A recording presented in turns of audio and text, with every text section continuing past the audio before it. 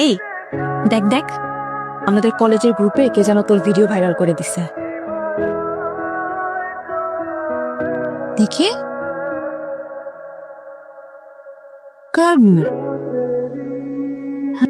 সেদিনের ভিডিও ওই যে আমরা করলাম মাঠে। হ্যাঁ আসলে তো ওটাই তো। কে করছে এই কাজ? না আইডি দেখি।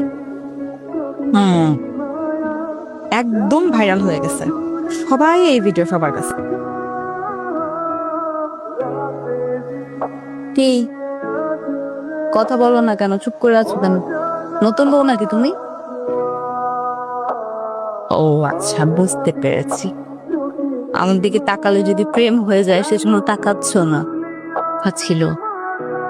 বল না।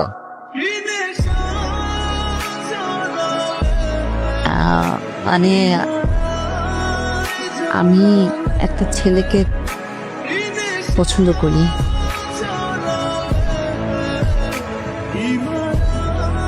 ছেলেটা আমাকে খুব পছন্দ করে।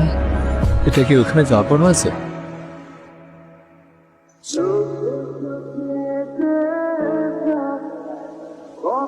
বাবা বাবা শোনো না প্লিজ।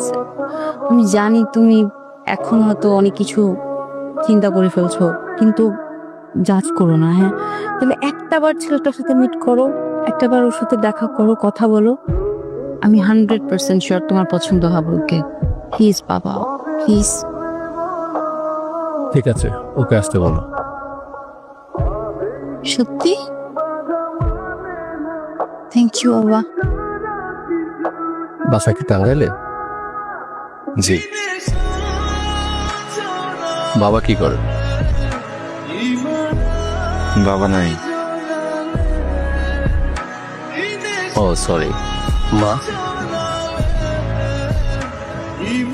আসলে বাবা মা কেউই নাই, জন্মের পর থেকে কখনো দেখি নাই। আপন বলতে একজন বড় হয়ে গেছেন, উনি বড় করছেন আমাকে। আমি ঠিক বুঝলাম না, তোমার বাবা মা আছেন নাকি মারা গিয়েছে, এই বিষয়টা ঠিক ক্লিয়ার না। চাচা আসলে তোর নির্ধারিত পরে আয়। কেন? তোকে পাত্রপক্ষ দেখতে আসতেছে। হা করে তাকিয়েছিস কেন? যা মা।